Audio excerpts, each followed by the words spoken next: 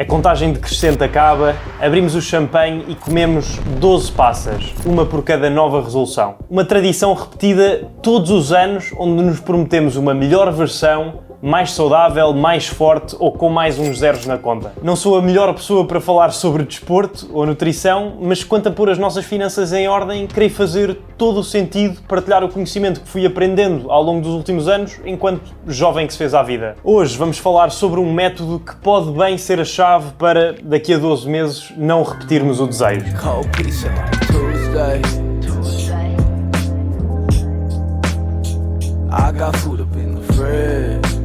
De acordo com uma pesquisa levada a cabo pelo Statista Global Consumer Survey, a quarta resolução de ano novo mais comum é poupar dinheiro. O chocante é quase 40% das pessoas não conseguir sequer cumpri-la no primeiro mês. Se olharmos para esta realidade com alguma atenção, há várias razões por detrás desta dificuldade. Uma delas é o facto de querermos passar do 8 ao 80 e definirmos metas pouco específicas ou irrealistas, tornando-se por isso difíceis de alcançar. Outra é a falta de disciplina, que conjugada com a ausência de um plano bem definido e uma estratégia minimamente delineada, faz com que o acontecimento natural da vida, a par dos seus eventos inesperados e da motivação intermitente, nos impeça de progredir. Sim, temos de viver e aproveitar cada momento. No final de contas, o dinheiro deve ser uma ferramenta para melhorar a nossa qualidade de vida e ter um efeito positivo no nosso grau de felicidade. Mas não podemos perder-nos no curto prazo e esquecer que temos metas a cumprir para connosco próprios. A meu ver, a vida é precisamente este exercício constante de um equilíbrio cauteloso entre o curto e o longo prazo. O nosso bem-estar presente é extremamente importante, é preciso dedicarmos tempo àquilo que nos faz feliz no dia-a-dia. No entanto, também temos de ser capazes de fazer escolhas e abdicar do prazer momentâneo por forma a atingir a felicidade no futuro e não vivermos num constante circuito de lamentações. É exatamente na ótica da procura por este balanço e para evitar comportamentos extremos que não nos levam a lado nenhum que vamos falar sobre a regra 50-30-20. Um método simples que nos leva a alocar os nossos rendimentos líquidos de uma forma eficiente, permitindo-nos poupar e investir para o futuro sem descurar os prazeres mais elementares da vida. Este último passo do investimento é algo que vou abordar na prática mais daqui a pouco, mas para nos irmos já preparando precisamos de abrir conta numa corretora, algo tão ao mais simples que abrir conta num banco comum. É precisamente a partir de uma plataforma destas que vamos então conseguir aplicar o nosso capital sem comissões. Há várias opções disponíveis para o efeito. Hoje vamos utilizar a Trading 212 que, ao patrocinar este vídeo, me permite continuar a investir na criação deste tipo de conteúdo, tendo em vista a todo o momento a sua máxima qualidade. Na minha opinião, e com base na minha própria experiência enquanto utilizador, a Trading 212 é uma das melhores opções para alguém a começar porque, para além de não ter comissões de abertura de conta e de compra e venda de ações e ETFs, tem uma interface descomplicada, agradável de utilizar e fácil de navegar. A melhor parte é que ao se inscreverem a partir do primeiro link na descrição ou utilizando o código ZOIO a quando do registro, recebem uma ação totalmente gratuita que pode valer até 100 euros. Quando o fizerem, partilhem comigo nos comentários qual foi a que vos calhou. Gosto sempre de ver. Não podemos melhorar sem um plano. Não conseguimos traçar um plano sem saber o ponto em que nos encontramos, do qual partimos. Por esta mesma razão, o primeiro passo é identificarmos a nossa situação atual. Para isso, temos necessariamente de ter um mecanismo de análise dos nossos gastos e rendimentos, permitindo-nos perceber de onde vem e para onde está a ir o nosso dinheiro todos os meses. Já falei inúmeras vezes sobre estes expense trackers, mas pela sua relevância vou reforçar. Hoje em dia há já múltiplas aplicações a que podemos associar os nossos cartões de débito e crédito e fazem o registro das despesas automaticamente. Se formos mais old school e preferirmos uma atualização manual, mais personalizada, podemos sempre criar o nosso próprio Excel ou usar um caderno. Independentemente do mecanismo escolhido, o importante é consciencializarmos-nos de quais as áreas onde estamos a alocar o nosso capital. Depois deste primeiro levantar do véu, o alívio da cegueira, damos o passo seguinte para passarmos do descontrolo ao domínio, entrando aqui a tal regra como um ótimo ponto de partida para quem ainda não conseguiu tornar a poupança um hábito. Consiste em dividir o nosso rendimento líquido em 3 partes, cada uma atribuída a uma categoria diferente. Metade para o essencial, como a habitação e respectivas despesas, transporte, supermercado, saúde e seguros. 30% para lazer e desejos não necessários para a nossa sobrevivência, como refeições em restaurantes, roupa por capricho,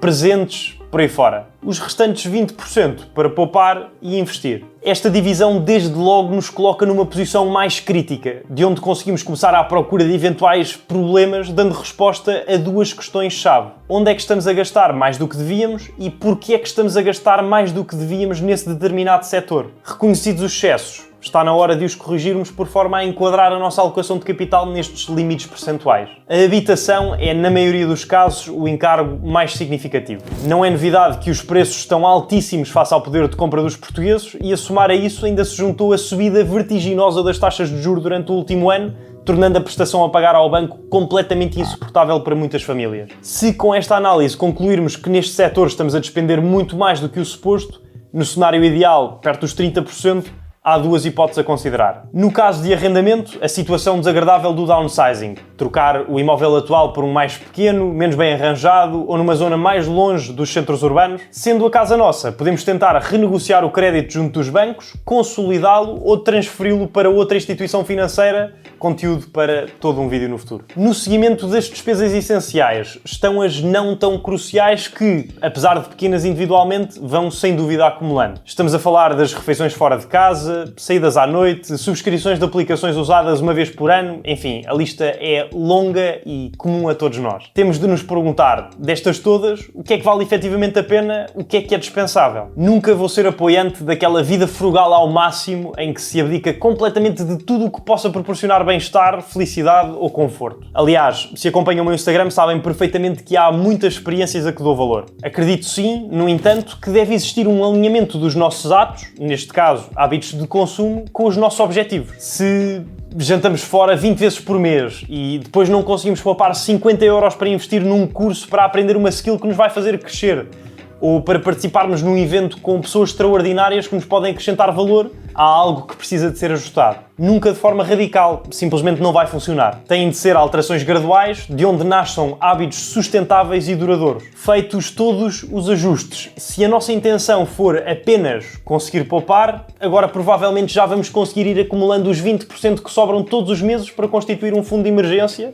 ou juntar para um mestrado, pagar dívidas passadas, ou simplesmente criar uma almofada proporcionadora de algum grau de conforto psicológico. Há um mundo de opções, diria eu, desconhecidas pela maior parte da população, para além de deixar o dinheiro a ser comido pela inflação, esteja ele parado no banco ou debaixo do colchão. Um mundo que se abre a quem, em plena consciência, decide investir o seu dinheiro ao invés de apenas o guardar. Aquilo que estamos a fazer ao investir é comprar ativos, aplicar o nosso dinheiro, com a intenção de, ao longo de um determinado período, reaver essa aplicação inicial somada de um retorno. Algo que pode ter lugar por duas vias. Ganhos de capital, através da valorização dos títulos comprados ao longo do tempo, ou pelo recebimento de pagamentos periódicos, também conhecidos como dividendos. Há três vertentes que devemos ter sempre presentes se for nossa vontade iniciar a construção de um portfólio, nomeadamente quais os ativos existentes, qual o risco incorrido e, naturalmente, por onde e como podemos fazê-lo. Quanto às possibilidades, as mais faladas e merecedoras de uma pesquisa mais detalhada no momento inicial são as ações, pequenas partes de uma empresa, as obrigações, empréstimos feitos a empresas ou entidades governamentais, os metais preciosos, como o ouro ou a prata, e os ETFs, simplificando, bolos cotados em bolsa, dos quais podemos adquirir participações